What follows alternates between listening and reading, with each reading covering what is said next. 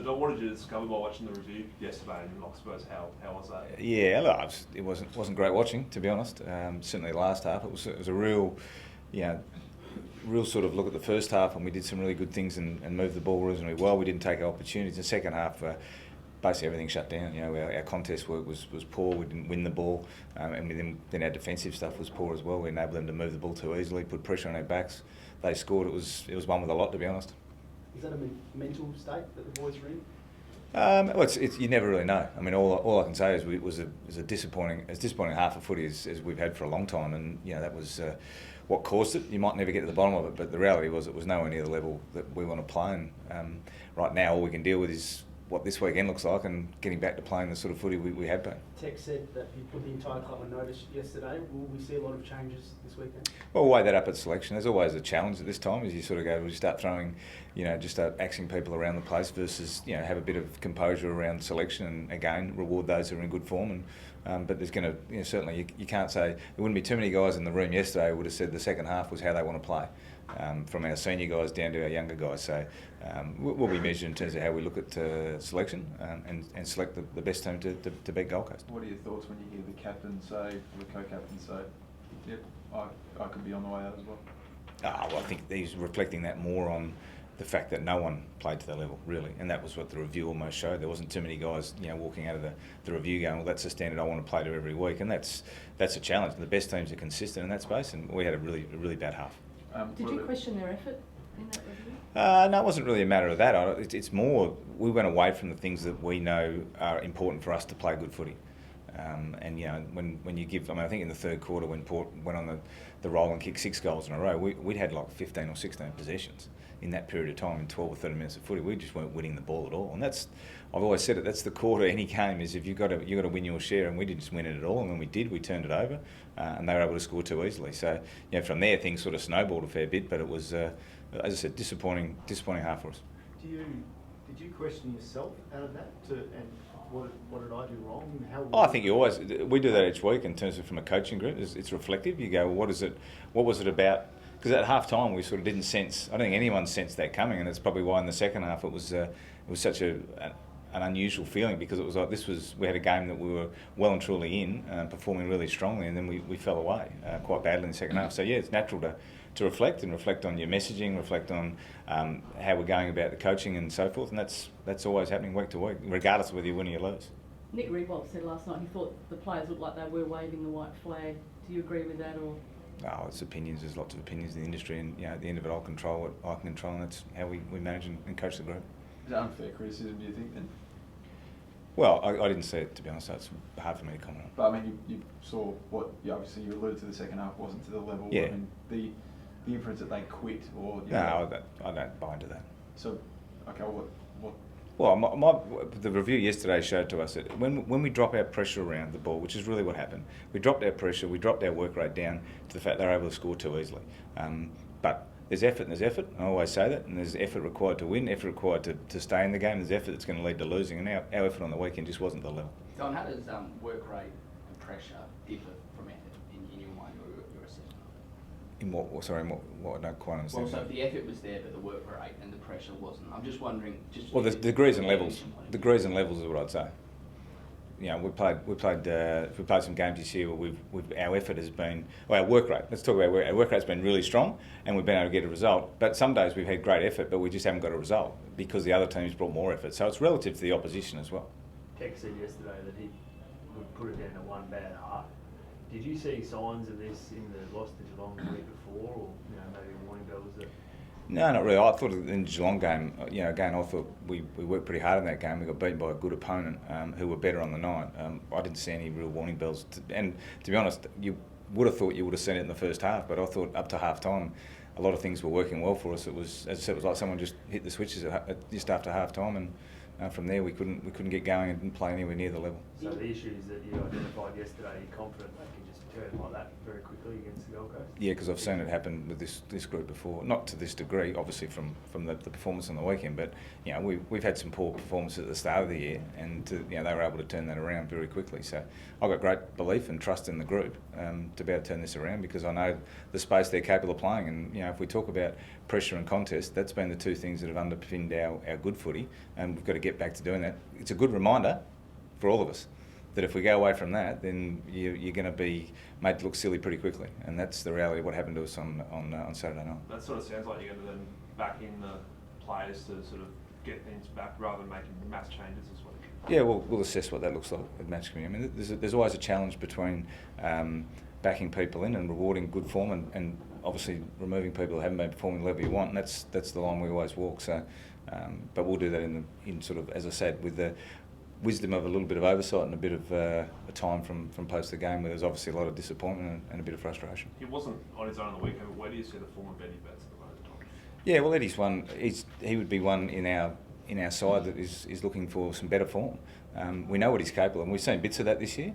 And he's capable of being, if not the most damaging, one of the most damaging small forwards in the comp.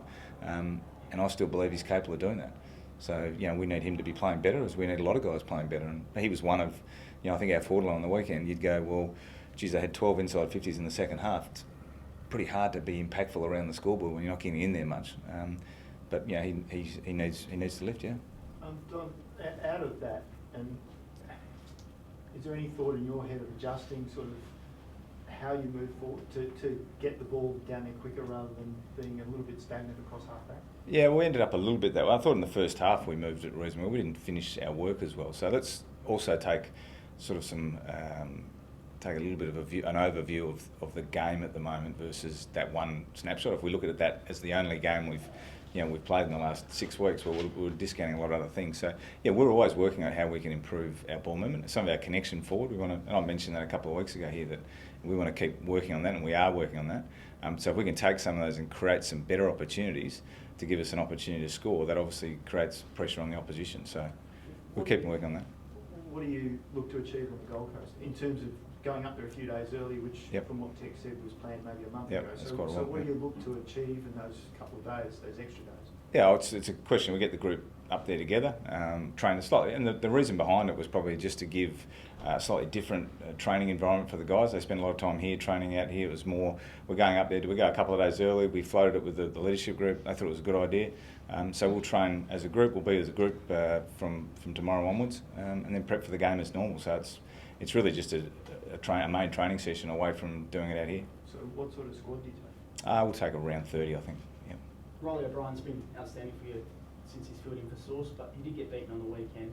Is it possible that we see Source now come back in as your number one right now? No, I think we'd probably stay with Riley. I mean, Source is going on well in the sample, but Riley's, you know, once again, we're careful we don't jump at shadows here. You know, we've had a bad half of footy, and it's easy to start going, well, let's start removing everyone from the lineup. But Riley's had some really strong footy for us, and again, he would learn something from the weekend, and he'll get another chance this week. What do you need to see against the Suns, given with all due respect to them, they are last and haven't really challenged a lot of sides, a bit of a false economy? If you go up there and wallop them by 10 or 15 goals, what would you like to see in an ideal world? I'd like to see us return to the way we're capable of playing and playing our way, which the players have a clear view on and a clear picture on, and now it's about executing. Do you likely to have any force changes, Don? Like any of the guys that we saw on the weekend, are they not progressed as you know? No, they're progressing pretty well, so we'll take those guys up there and have a run up there as well, but we're confident those guys will come up. Italia and Keats. Yeah. How's he travelling? Yeah, well, he's in the concussion protocol at the moment, so that sort of takes its normal course, but he's travelling pretty well. Okay, and Tom Lynch tracking pretty well? Well, Tom, unfortunately, is not going to be available this week. So that calf, which again I keep saying looks like it's going to be weak, it's got. I just was speaking to our head of medical services, but he's got a bit more tendon involvement in that. So he had the calf strain, which settled really quickly. Then they've started reloading that up. The tendons caused some more issues. So as much as he's been able to train and do it, he's still not comfortable at 100%. So we'll get back to you in terms of timeline estimated, but he won't be available this week. He won't go to the Gold Coast at all? He may travel up there to continue his rehab and stuff, but he's not going to be playing. He's going to be testing him sort of like a day-to-day basis? Or is that Well, it's more just a continual program that they've got him on, trying to fast track that. I mean, Tom's as frustrated as anyone about it, and I know it's disappointing for all of us because he's a key player and he's a guy who wants to play footy, and when he's not out there, it's challenging. It's just one of those ones that's just taken a lot longer than we'd thought. And as I say, that sort of there's the muscle apparently, as it's described to me. There's the muscle, and then there's the injury, and then there's the tendon involvement in it, which is just hasn't settled as well as we'd have liked. What's the strategy regarding Darcy Fogarty? In what respect? Does he need to perhaps get a string of games together, like happened with Riley O'Brien, to give him? Yeah, look, well, he's continuing to play in Sandford. He's playing forward, and he's showed some really good signs last week. Didn't have a massive impact in terms of from stats or goals or things, but his movement was a lot better. So he's really he's working on that, and when he's ready, and he looks like he's ready to go, we'll look to give him an opportunity. Feels like some of the fans and members, perhaps probably in the washout of the showdown, and seeing some of Port's really young kids Yep. sort of feel that wind that maybe fans and members want to see, that an injection of youth. Can you understand where that might be coming from? Yeah, I can, and it's a matter of we want to play those guys when we think they're ready to perform at the level. So, and they're all at different stages of their footy journey. So, Port's in a unique situation. They've got their guys in and they're playing, and they're playing some good roles for them. Our guys are slightly different. So, we're looking to expose some of those guys that we have with Chase already.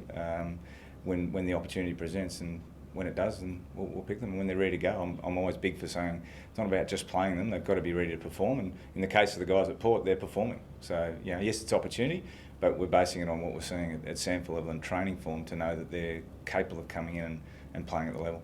Has Gibbs done enough to earn a record in your eyes? Look, Bryce has continued to work away at the Sandford, and I think he'll probably stay there again this week. With Bryce, it's a matter of he's been in and out a bit, so I'm mindful of making sure that he gets a solid block of footy under his belt before we drop him back in. So I was really happy with what he produced last week. Obviously, he's one of our leading players at the Sandford, and he was able to generate some ball for us. But I think it's important now he builds that so that when he comes back in, he's coming back in with a real solid form base under his belt versus week to week, which he's had in the last little period. Do you see him long-term future of the club? I know he's Oh, signed yeah. a couple more years. Yep, Is there very any much. doubts in that? No. And Cam Elsion, how's he?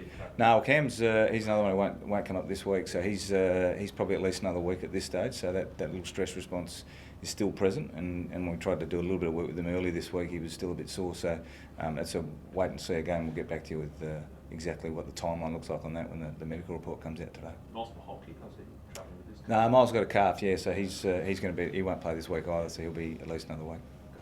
So the external noise being what it is, change, we need young, we need this. You're still intent. We pick players when they're in form, when they're ready. Simple as that. Yep, I'm pretty strong on that. I think it's because the risk is if you bring just guys in because they're young and it looks good and they're not ready to play, you can also do them a disservice as well, because the game will demand what the game demands. Now, I also have the view that you ignore youth at your peril, because they often bring something different to your team and they can do other things. So we ride that balance between making sure we've got a new injection, if you like, of youth, as well as making sure that we put a side on the park that we think is going to be capable of winning. How many games do you need to see at the senior level to get a good idea? Someone like Davis, who had one game up in yep. Geelong, Yep. not many tougher tests, and then comes out of the side. How do you sort of manage that development? Yeah, well, he had an opportunity there, and we obviously assessed his performance and felt like he didn't earn another spot, which, again, that can happen. Ideal world, maybe we give him another game, and we brought some other guys back in. They're decisions you make. What's your view on the Gold Coast asking for a priority pick? I haven't really got a view, to be honest. I'll let the AFL deal with that. I mean, it's generally what sort of this time of year, I mean, that sort of thing comes around, but that's an AFL issue. I really haven't got a view on it. The Crows, the coaches all met last night at Gill's house. You missed out. But Yep, have you had any feedback? didn't get it. No, I haven't had any feedback at all as to whether the meal was nice and the red wine flowed freely or not. So hopefully someone will give me a bit of a call and give me a debrief as what was discussed. But unfortunately, not able to get across there for that one last night. They didn't send you a selfie or anything? No, I didn't get any text message or anything on the WhatsApp. So Doggy bag? no, nothing at all. Is there merit in that in your mind? Like, is it good for Gil to do something like that, to actually get an assessment from the guys who, after all, are really running the game? Yeah, I think that's one of the things the AFL's really keen to do, whether it be through Gil, and I know Steve Hocking was over here just before the bye and caught up with him and some people from the umpiring and AFL footy area. So I think that's the the key link is to keep talking to the senior coaches about how they're seeing the game and getting their views. So I think it's really positive from Gil to do that on an annual basis. It'd be nice if we could all get there and it was at a suitable time, but maybe they'll do something. They always do one around the draft as well, which is a chance to discuss the game and how we're seeing it, not just how it's played, but obviously the other things which go with being in the industry. Just to clarify, Don, you rubbed out either of your co-captains being axed. What's that? Did you rule out Yeah. axing your co-captains? Yes, I've done that. Yeah, Why you can be very confident on that. Why would they put you in that position? What's that? The skipper to say me and Sloaney could be axed. Well, I think we all walked away from the game Saturday night super disappointed how we played. And, they're probably using that as an example to go, well, reality is there was no one that could walk away, put their hand up and say, I played to the level I want to play and help this team perform better in the second half. And that's on all of us. And that's, that sits pretty heavy with a lot of us because we know that we're better than that and we get an opportunity this week to do something about it.